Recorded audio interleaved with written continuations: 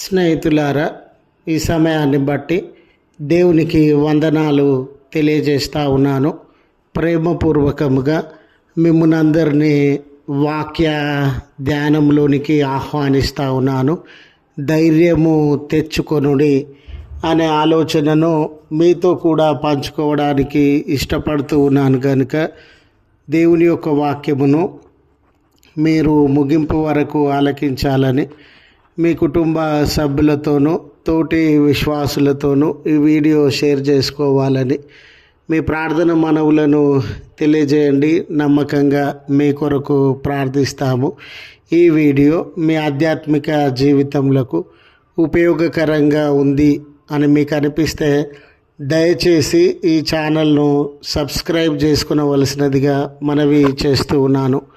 లేఖనము మార్కు సువార్త 6వ అధ్యాయము 7వ వచనము, ధైర్యము తెచ్చుకొనుడి, నేనే, భయపడకుడి అని చెప్పాను. స్నేహితులారా, జీవితంలో పరిస్థితులు అనానుకూలంగా ఉండినప్పుడు, చుట్టూ ఉన్న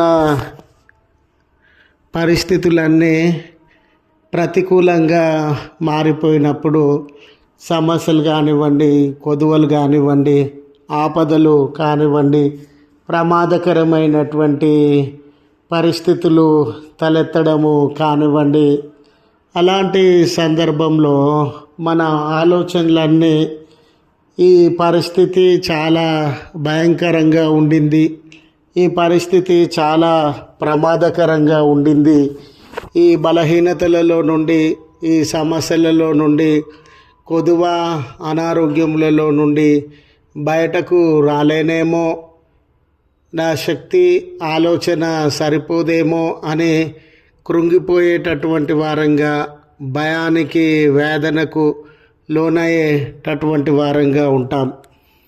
మనలో ఒక్కొక్కరము ఏదో ఒక పరిస్థితిని బట్టి, ఏదో ఒక కొరతను బట్టి ఈ దినాన భయాన్ని, చింతను అనుభవించేటటువంటి వారంగా ఉండినాం.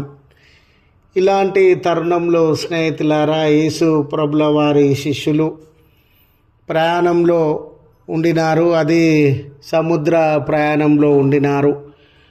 గాలి తుఫాను చెలరేగడం వలన వారు ఏ సహాయము లేనటువంటి వారుగా, అది మధ్యరాత్రి గాలి తుఫాను సంభవించింది.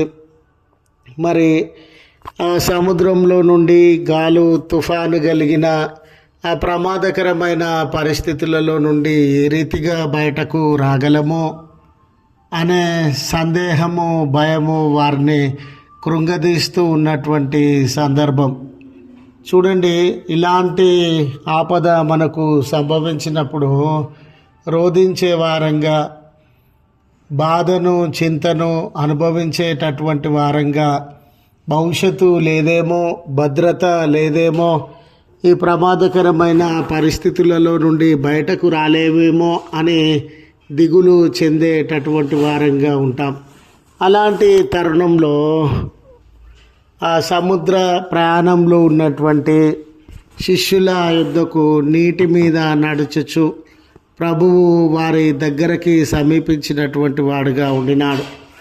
అలాంటి తరుణంలో ఆ దినాలలో వారికి ఉన్నటువంటి అవగాహన, ఆలోచనను బట్టి మరి మధ్యరాత్రి వేళ నీటి మీద నడుచుచు వచ్చుచున్న ఈ ఆకారము దయ్యమేమో, భూతమేమో అనే సందేహాన్ని, భయాన్ని వారు వ్యక్తపరిచినటువంటి వారుగా ఉండినారు.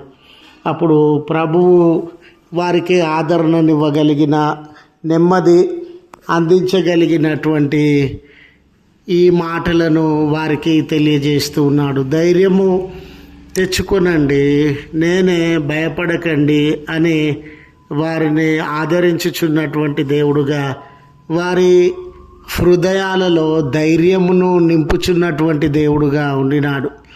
ఈరోజు అయ్యో, ఈ కష్టంలో నేను ఉన్నానే, ఈ ప్రమాదంలో నేను ఉన్నానే, ఈ బాధలో నేనున్నానే, ఈ గాయాలతో నేనున్నానే, ఈ వేదనలో నేనున్నానే అని కృంగిపోతూ ఉన్న సందర్భాలు ఉండవచ్చు స్నేహితులారా.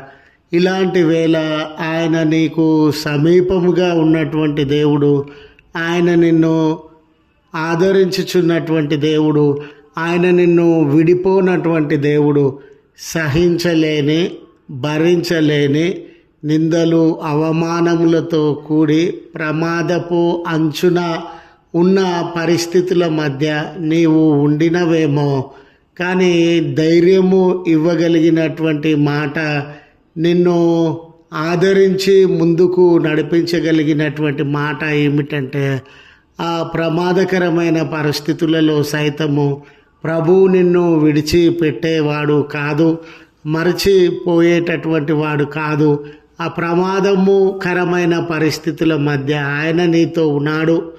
నీ జీవితంలో చెలరేగిన ప్రతి సమస్య కంటే ఆయన సన్నిధి ఉన్నతమైనటువంటిది, బలమైనటువంటిది.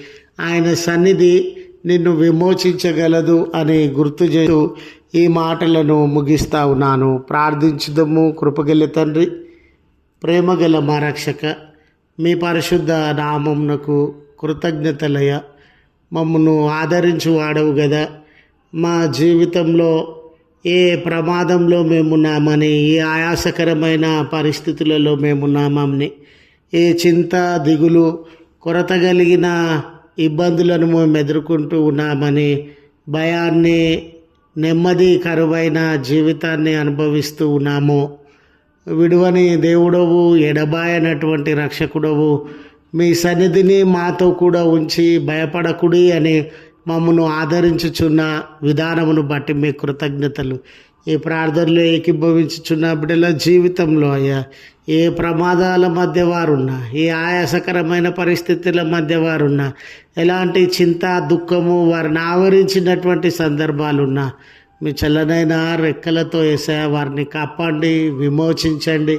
ఈ దినపు దీవులతో వారిని దర్శించమని క్రీస్తు పేరట వేడుకొనుచు ఉన్నాము తండ్రి.